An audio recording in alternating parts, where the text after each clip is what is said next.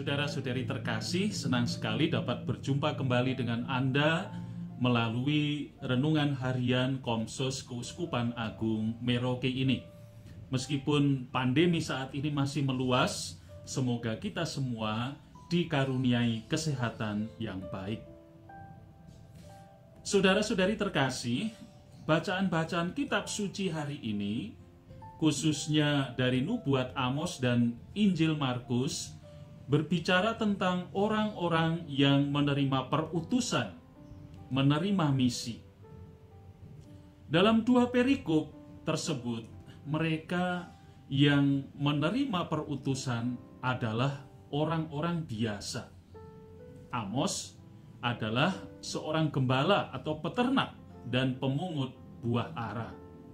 Sedangkan sebagian besar dari para rasul adalah nelayan-nelayan sederhana. Jadi mereka adalah orang-orang biasa. Tetapi melalui orang-orang biasa ini, Allah melaksanakan karya keselamatannya. Banyak orang berpikir bahwa hanya orang-orang penting, hanya orang-orang yang punya bakat dan kemampuan yang luar biasa yang dapat membuat perbedaan dan mengubah dunia. Maka kita harus ingat akan gembala sederhana dari Tekoa Yehuda ini dan para nelayan dari Galilea. Baik Amos maupun para rasul membawa warta yang sama. Mereka mewartakan perlunya pertobatan, perlunya orang-orang mengubah cara hidup mereka. Warta Amos menyebabkan dia dilempar keluar dari Betel oleh Imam Amasya. Warta pertobatan dan keadilan sosial yang disuarakannya mengusik kemapanan dan status quo kerajaan. Amos mewartakan keadilan agar kasih dan kesetiaan bertemu dan damai sejahtera akan bercium-ciuman. Demikian kata Mazmur. Imam Amasya yang mewakili kekuasaan dan status quo tidak menginginkan hal itu. Maka Amos dilemparkan keluar dari Betel. Saudara-saudari terkasih, menarik untuk diperhatikan bahwa para rasul diutus oleh Yesus berdua-dua. Mengapa berdua-dua? Alasannya adalah kredibilitas.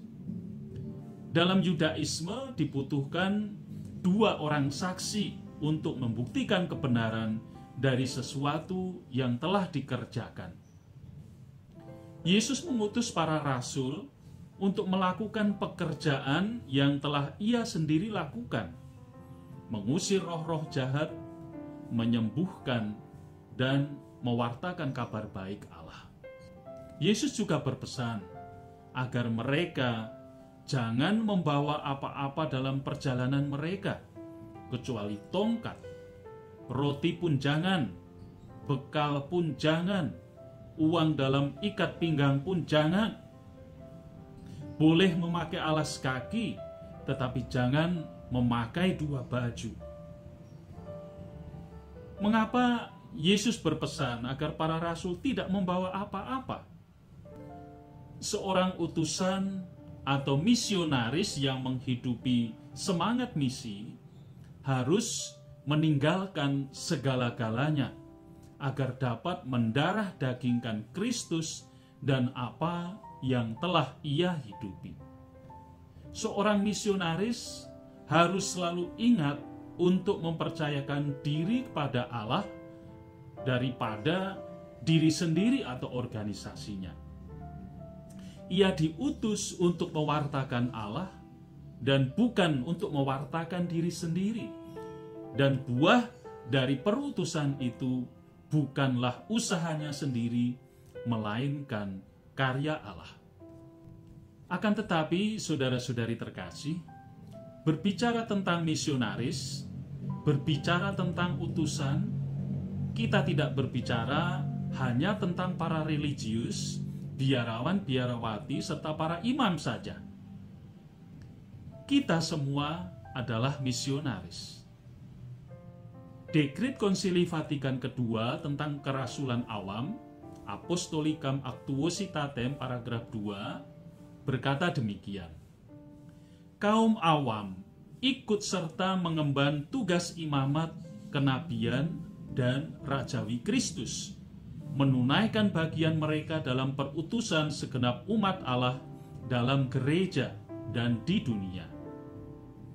Sesungguhnya mereka menjalankan kerasulan awam dengan kegiatan mereka untuk mewartakan Injil dan demi penyucian sesama, pun untuk meresapi dan menyempurnakan tata dunia dengan semangat Injil.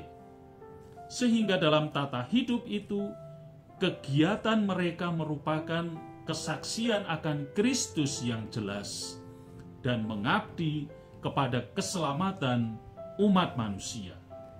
Karena ciri khas status hidup awam, yakni hidup di tengah masyarakat dan urusan-urusan duniawi, maka mereka dipanggil oleh Allah untuk dijiwai semangat Kristiani, ibarat ragi menunaikan kerasulan mereka di dunia.